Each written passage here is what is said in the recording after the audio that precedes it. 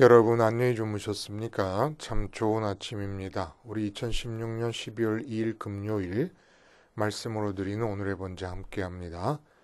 역대상 13장 7절부터 마지막 14절까지 말씀으로 같이 하겠습니다. 앞에서도 사무엘 상이죠.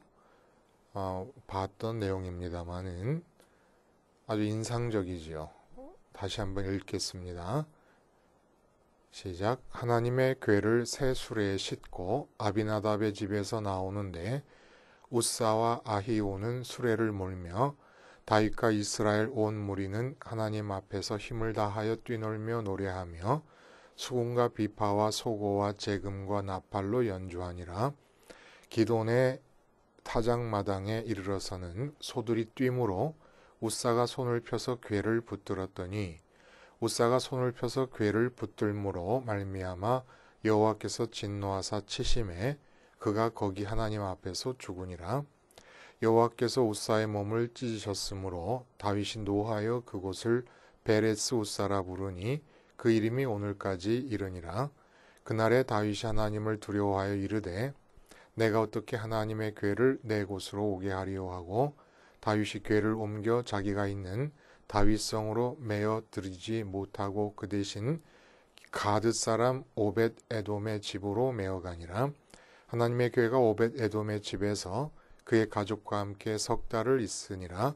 여호와께서 오벳 에돔의 집과 그의 모든 소유에 복을 내리셨더라. 오늘 우리가 함께 읽은 말씀 중심으로 하나님의 이름이 독이 되는 체질이라는 제목의 하나님 말씀 증거합니다. 하나님의 이름이 독이 되는 체질. 여러분 그 한의학에서 보약은 인체의 외부에서 인체 안으로 이물질이 들어간다는 차원에서 독으로 분류가 됩니다. 그래서 보약을 먹을 때는 절대 녹두를 먹으면 안 돼요. 빈대떡 드시면 안 됩니다. 왜냐하면 이 녹두에 해독작용이 있기 때문입니다. 그래서 인체의 외부로부터 안으로 들어갔기 때문에 독으로 분류하는 이 보약을 녹두를 먹게 되면 효과를 무효화시켜버리게 됩니다.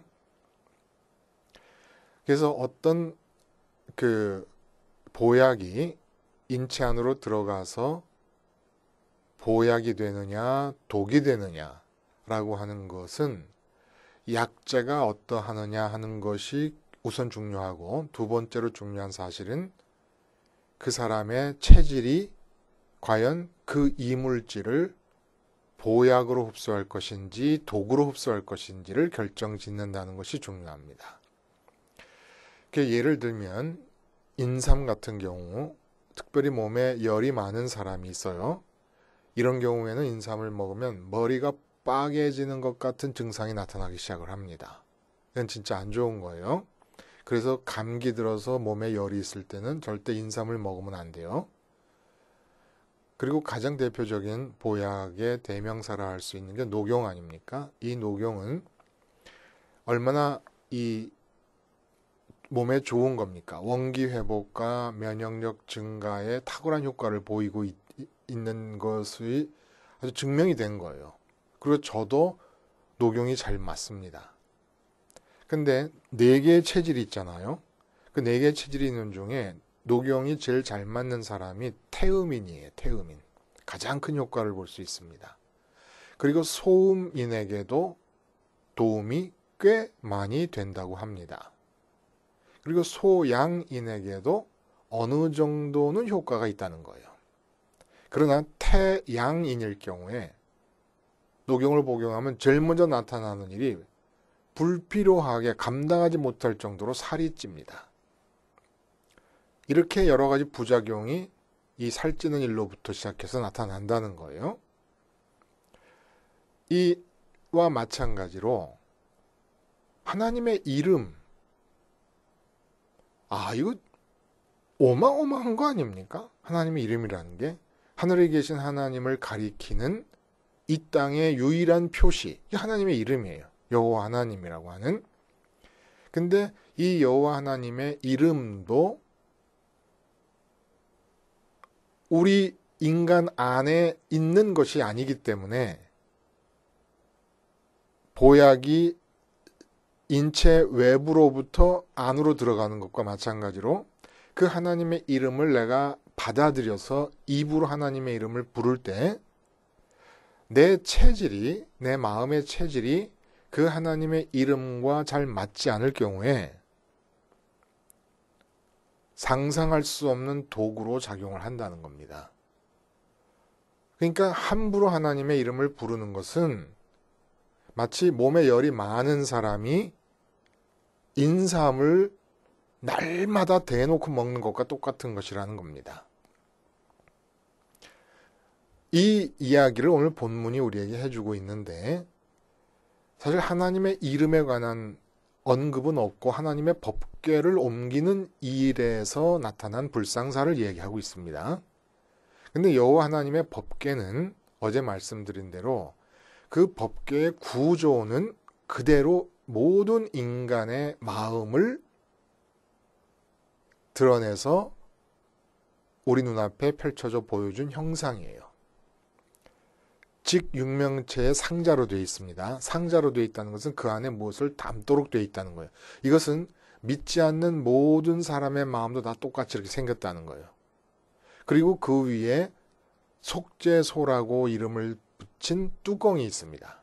근데 그 뚜껑 위에는 하나님의 거룩하심, 구분되심을 수호하는 천사인 두 그룹이 만들어져 있습니다. 조각되어 있어요. 근데 그룹이 어떻게 하고 있느냐 하면은 자기가 갖고 있는 두 날개를 서로 마주보면, 그러니까 직사각형의 뚜껑 양쪽 끝에 두 그룹이 서로 마주보면서 날개를 덮고 있는, 그 아래에 있는 상자를 덮고 있는 듯한 형상을 하고 있다는 거예요. 이 덮고 있는 형상이라는 게 거룩함을 지키고 보호한다는 그런 뜻이겠죠. 그래서 인간이 인격적이기 때문에 그 인간의 마음에 그런 소중한 거룩한 부분 속에 무엇을 담느냐 하는 것이 이제 인간에게 주어진 과제라는 겁니다. 무엇을 담느냐. 그래서 담는데 마음에 그 두 천사가 날개를 펴서 보호하는 구분된 거룩한 그 마음의 가장 깊은 지점에 무엇을 담는데 이름의 형태로 담을 수밖에 없는 거예요. 이름의 형태, 명사의 형태로, 아니면 뭐 이미지의 형태로라도 담을 수밖에 없는 거죠. 실제로 어떤 이름이 가리키는 그 존재를 내 마음에 담을 수는 없어요. 그 이름을, 아니 그 존재를 이름으로 바꿔서 마음에 담는 거죠. 돈을 담는다. 종이 돈 자체를 마음에 담을 수는 없지 않습니까? 그 종이 돈이라는 실제를 돈이라는 명사로 바꿔서 마음에 담는 거지요. 그 두 천사의 날개로 보호되고 있는 거룩한 마음의 가장 깊은 곳에 이름을 담게 되어 있다는 겁니다. 누구의 이름을 담느냐라는 것이 중요한데, 그래서 이 법궤 자체의 구조가 인간의 마음을 가리키고 있고, 그러면 그 법궤는 그러한 상자 안에 무엇이 들어있습니까? 하나님의 십계명 말씀을 기록한 돌판이 들어있습니다. 이 돌판이 뜻하는 것은 하나님의 인격성을 말합니다. 다시 말해서 돌판이 들어있는 법궤 자체는 뭘 가리키느냐 하면, 돌판이 들어있는 거, 법궤의 구조는 우리 마음의 모습을 나타내는 것이고, 돌판이 들어있는 상태로서의 법궤 전체의 의미는 하늘에 계신 하나님을 가리키는 상징물이라는 겁니다. 그러니까 여호와 하나님이라는 이름도 하늘의 존재를 가리키잖아요. 하늘에 계신 하나님의 존재를. 이 법궤도 하늘에 계신 하나님의 존재를 가리키는데 돌판이 담겨 있기 때문에 인격적인 하나님이라는 걸 가리킵니다. 그러니까 하나님 여호와라는 글자로 쓴 이름이 있잖아요. 그럼 글자로 쓸 수 있을 뿐이고 말로 하고 들을 수 있을 뿐인데 그 이름에 형상을 부여한 것이 법궤입니다. 그러니까 하나님을 형상으로 대체했다는 얘기가 아니라 하나님을 가리키는 하나님의 이름에 형상을 부여해서 법궤는 다른 말로 하면 뭡니까? 형상을 띤 여호와 하나님의 이름이라고 할 수가 있다는 겁니다. 예를 들어 비둘기다 그러면 평화의 상징이라 그래요. 평화라고 하는 명사를 비둘기로 형상화하는 것입니다. 그렇죠? 그런 것과 마찬가지로 여호와 하나님이라는 이름을 법궤, 돌판이 들어있는 상태의 법궤로 형상화한 것이라는 것이에요. 그래서 이 법궤에 대한 사람들의 태도는 곧 하나님의 이름에 대한 사람들의 태도를 말씀하는 거라고 볼 수가 있다는 겁니다. 그럼 오늘 제목과 관련돼서 어떤 예가 앞에 있습니까? 사무엘상 4장 이하에 보면은 블레셋이 전쟁에서 이겨서 이스라엘로부터 법궤를 탈취합니다. 그 탈취당한 이후로 70년 동안 법궤는 이스라엘 사람들의 관심 밖에 놓여져 있었던 거예요. 이스라엘 땅으로 귀환되었음에도 불구하고. 근데 블레셋이 이것을 가지고 가서 아스돗이라고 하는 성읍에 가서 다곤 신전에 놨을 때 어떻게 됐어요? 다곤 신전 모가지가 잘라져 버립니다. 나뒹굴어져 버렸어요. 팔이 잘라지고 다리가 잘라지고. 그리고 그 아스돗이라는 곳에 종기의 재앙이 주어져요. 그러니까 아스돗 사람들이 뭐라 그러냐면 이스라엘 신을 우리와 함께 있지 못하게 할 것이다 해갖고 가드로 옮겨요. 근데 가드에도 재앙이 생겨요. 가드에서 그래서 또 에그론으로 옮겼는데 에그론에서도 또 재앙이 생깁니다. 사람들이 죽어나가고. 그래서 이스라엘 땅으로 돌려보낸 거예요. 이게 뭐예요? 법궤는 형상을 띤 여호와 하나님의 이름입니다. 왜 그래요? 하늘에 계신 하나님을 가리키는 다는 차원에서 이름과 법궤가 같은 거예요. 같은 의미를 갖는다는 겁니다. 근데 블레셋 사람들의 체질로 하나님의 이름과 같은 의미를 갖는 법궤를 가졌을 때 종기 재앙이 일어나는 부작용이 나타났던 거예요. 이 독이 되었던 겁니다. 그러니까 지금 블레셋 사람들이 법궤를 탈취할 때 그 마음 상태로 하나님의 이름을 부르면 큰일 난다는 겁니다. 근데 그렇게 탈취됐던 법궤가 기럇 여야림 이스라엘 땅으로 돌아와서 70년 동안 방치되어 있던 걸 지금 옮기는데 말씀드렸듯이 일종의 캠페인이었습니다. 그냥 몇몇 사람을 보내서 옮겨와도 됐을 것을 전 국민의 행사로 다윗이 만들어서 다윗의 마음속에는 모든 백성 각자가 언제나 여호와 하나님의 법궤에 마음의 시선을 고정시키고 자기의 삶을 살았으면 좋겠다. 다시 말하면 법궤는 하나님, 하늘에 계신 하나님을 가리키는 형상을 가진 이름이기 때문에 그 하나님의 이름을 자기의 삶의 어떤 삶의 현장의 형편에도 상관없이 기억하고 살면 좋겠다라고 하는 너무나 마땅하고 너무나 아름다운 마음의 동기에서 출발해서 전 국민의 캠페인, 하나님께 마음을 드리는 하나님 하트 뿅뿅 캠페인을 벌인 겁니다. 근데 갑자기 이 아름답고 마땅하고 그래서 축제 분위기가 벌어지고 있는 이 상황에서 하나님이 찬물을 확 끼얹어 버립니다. 아비나답의 집에 보관돼 있다가 아비나답의 손자인 우사와 아히오가 두 마리 소가 끄는 수레에 법궤를 싣고 이동 중에 예루살렘까지 15km가 떨어져 있으니까 이동 중에 기돈의 타작마당, 이게 사무엘에서는 나곤의 타작마당이라 그래요. 같은 타작마당을 다르게 부르는데 왜 그런지 모르겠습니다만은 타작마당에 이르자 소가 뜁니다. 소가 뛰니까 수레가 같이 움직이게 되고 요동치게 되고 그 수레에 이 실어놨던 법궤가 움직이게 돼요. 그러니까 우사로서는 뭐 그 사람이 무슨 신성모독의 어떤 죄를 범하려고 범했거나 그런 의도가 있었던 게 아니라 반사적으로 법궤를 만진 겁니다. 법궤가 떨어지는 걸 방지하기 위해서. 그런데 그것을 만지는 순간, 법궤에 손을 대는 순간 하나님께서 우사를 치셔서 그 자리에서 죽임을 당하게 됩니다. 깜짝 놀란 거예요. 온 전국의 백성의 관심이 지금 이 사건에 집중되어 있는데 모든 백성이 다 몰려 있는 건 아니더라도 사무엘서에는 보면 3만 명이 어마어마한 숫자 아닙니까? 3만 명이면. 그러니까 전국의 백성들의 대표들이 3만 명이 모여서 지금 옮기고 있으니까 결과적으로 며칠 뒤에는 온 백성이 다 알게 되는 마음의 관심이 다 쏠려 있는 사건에서 하나님께서 우사를 죽임으로써 찬물을 확 끼얹어버려서 하나님 하트 뿅뿅이라고 하는 하나님만을 사랑합니다. 하나님이 최고입니다라는 표현을 캠페인으로 벌려서 전국민적으로 확산시키려고 했던 이 아름다운 캠페인이 종식돼 버린 듯한 느낌을 받게 됩니다. 왜 그랬을까요? 여러분, 무엇이 잘못됐을까요?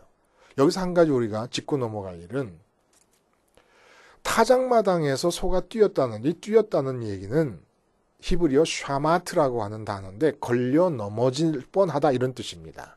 근데 말이 안 되는 것은 타작마당이라는 것은 뭐 한 15m, 20m 정도 되는 그런 직경의 어떤 이 땅을 아주 단단하게 고르게 다져놓고 그 위에 멍석을 깔든지 아니면 그냥 딱딱하게 다진 그 땅 위에 곡식을 깔아놓고 거기서 타작을 하는 것이에요. 그러니까 흙이 섞이지 않게 하기 위해서 바닥을 아주 단단하게 다져놓는 것이 타작마당입니다. 그리고 평평하고 돌은 조그만한 돌멩이 하나 없는 거예요. 돌멩이가 있다 해도 소들이 거기에 걸려 넘어지겠습니까? 그러니까 평평한 땅 위에서 소들이 뛰어온 거예요. 그러니까 상황이 소가 돌뿌리에 걸려서 뛰게 되고 수레가 움직이고 법궤가 떨어질 것 같아서 우사가 반사적으로 손을 댔다가 죽임을 당한 게 아니라 애초에 하나님이 소를 뛰게 하셨다는 겁니다. 돌뿌리에 걸려 뛴 것이 아니라. 그럼 왜 그러셨을까요? 뭐가 다른 겁니까? 소 수레에 법궤를 끌었다는 것은 이방의 그 당시에 민족들이 자기가 믿는 예를 들어 다곤 우상을 옮긴다. 이럴 때 소수레에 옮겼어요. 그러니까 이방신의 문화를 흉내낸 것 아니겠는가라고 하는 의미도 있습니다만 더 큰 의미는 민수기에서는 법궤를 옮길 때 레위인들이 법궤에 있는 고리에 나무 막대기를 끼워서 어깨에 메고 옮기게 되었습니다. 그리고 손을 대는 자들은 이 소의 기물에 손을 접촉하는 자들은 다 죽임을 당할 거라는 규정이 있어요. 그냥 이 규정도 어겼습니다만은 이렇게 규정을 어겼기 때문에 죽였다라고 마치 하나님을 원칙주의적 심판자로 냉혈한 존재로 비춰지게 해석을 하는 건 곤란한 것이고 그러한 의도, 그런 규정의 의도를 알아야 돼요. 하나님이 왜 그렇게 레위인의 어깨로 매게 하시고 손을 대면 죽게 하셨는가라고 하는 의도를 우리가 알아야 되지 않겠습니까? 소가 끄는 수레로 법궤를 옮겼다는 것이 뜻하는 것은 소가 끄는 수레는 뭘 뜻해요, 여러분? 우리가 원하는 대로 끌고 갈 수가 있는 겁니다. 이건 뭘 뜻하느냐 하면은 쉽게 생각하면 이렇게 되는 거예요. 우리 법궤의 구조로 되어 있는 마음의 가장 깊은 곳, 그곳에 이름을 담는데 예를 들어 돈이라는 이름을 담았습니다. 그럼 이제 돈이라는 이름을 담으면 그 다음에 사람에게 나타나는 것이 뭡니까? 그 돈이라는 이름이 가리키는 실제 돈을 손에 쥐고 싶어서 행동하게 되고 소원하게 되고 바라게 되고 그 바람과 소원을 이루기 위해서 계획을 하고 추진합니다. 실행합니다. 이런 상황에서 이제 내가 그 마음의 가장 깊은 곳에 담은 이름이 가리키는 바 실제 상황을 손에 쥐기 위해서 움직여가는 사람의 상태에서 하나님의 이름을 부르는 거라는 거예요. 하나님의 법궤는 인격적인 속성을 나타내는 돌판이 들어있다 그랬습니다. 그리고 그 하나님의 이름에 붙어 따라오는 속성이 전능하심, 전지하심, 이런 것들입니다. 그럼 이제 그 두 그룹이 날개를 펴서 보호하는 마음의 가장 깊은 곳에 하나님의 이름 말고 다른 이름이 들어왔을 경우에 내가 내 인생에 대해 소원을 갖게 되고 바람을 갖게 되고 계획을 갖게 되는데, 이것이 하나님의 이름을 담는 하나의 수레가 되어버린다는 거예요. 그러면 하나님의 인격성은 내 인격성에 종속되어 버리고 맙니다. 이건 블레셋이 법궤를 탈취했을 때와 똑같은 일이라는 거예요. 그래서 재앙이 내리게 됩니다. 내가 마음의 가장 깊은 곳에 하나님 말고 다른 것의 이름을 담았을 때 당연히 소원이 생기잖아요. 계획이 생기고. 소원과 계획이 없으려면 그 이름을 빼버려야 돼요. 마음에서. 예를 들어 자식이다. 그걸 마음에 담으면 자식의 형통을 소원하게 됩니다.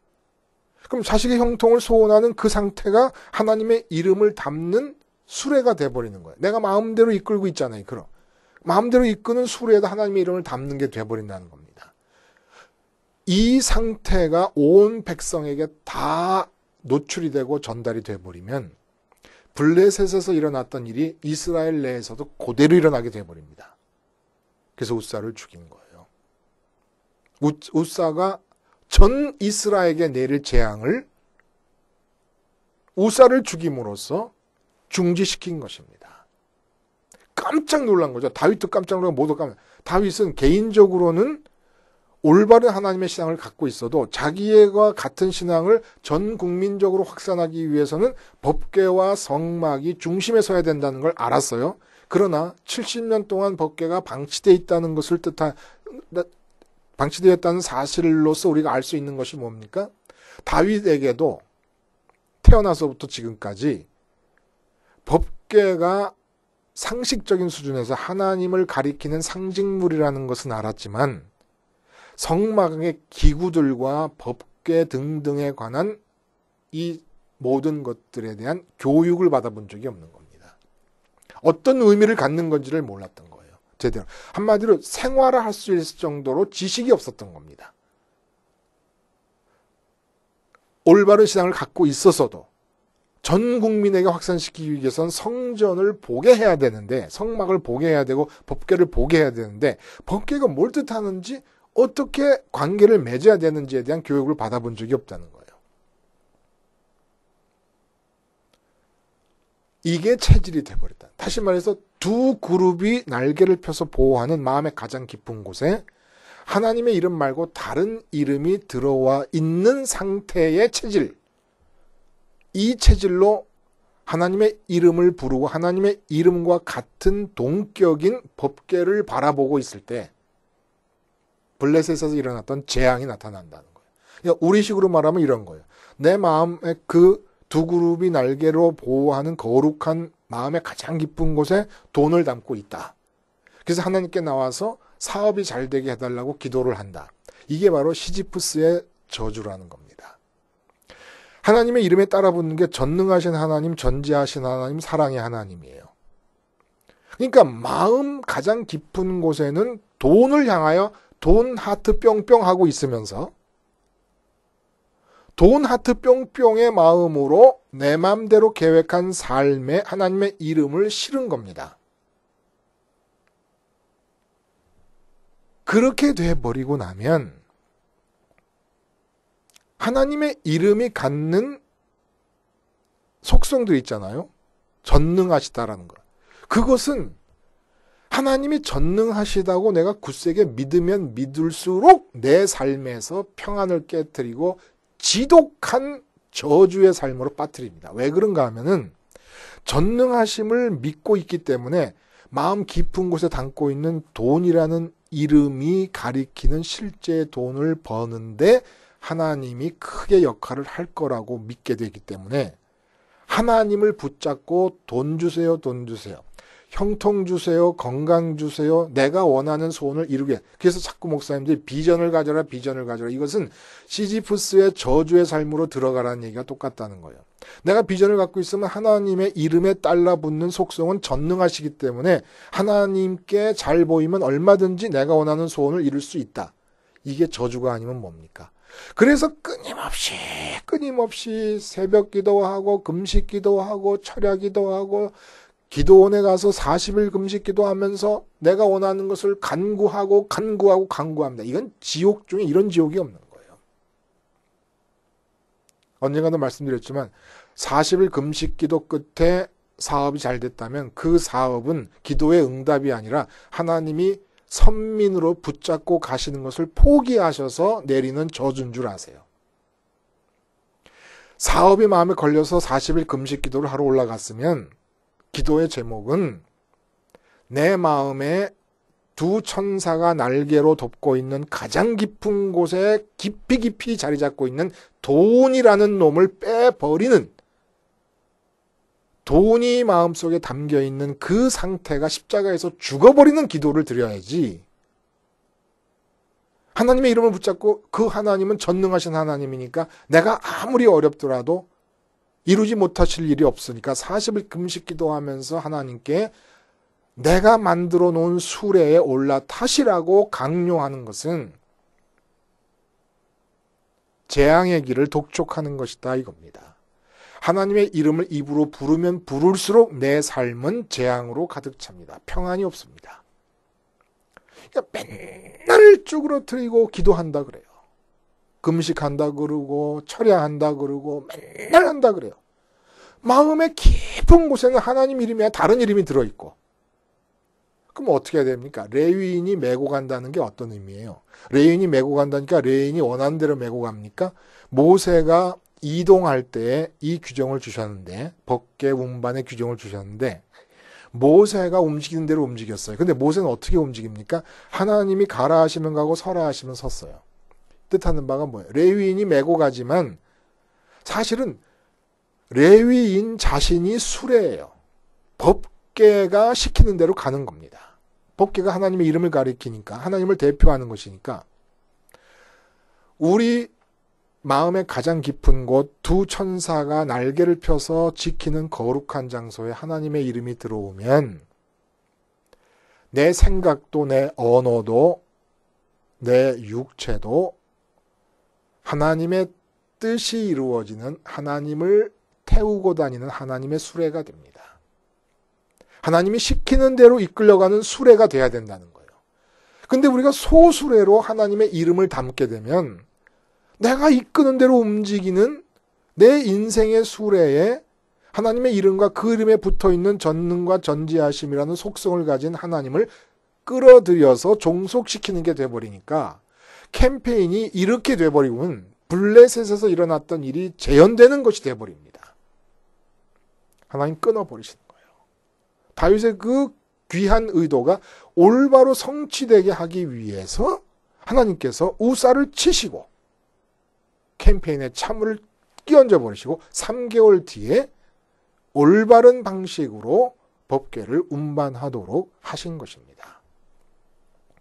오늘도 두 천사의 날개로 덮여있는 내 마음의 가장 깊은 곳에 하나님이라는 이름 이외에 다른 것을 두고 있는 채로 그 체질로 하나님의 이름을 부르고 있다면 빨리 중단하시는 게 좋습니다. 마치 태양인이 녹용을 복용하다가 좋지 않다는 걸 알고 빨리 녹용 복용을 중단하는 것과 마찬가지로 몸에 열이 많은 사람이 인삼을 복용하다가 인삼을 중단하는 것과 마찬가지로 하나님의 이름을 부르는 것을 중단하는 게 차라리 낫습니다.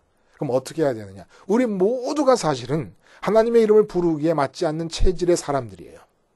그래서 십자가 생활화를 지속하는 겁니다.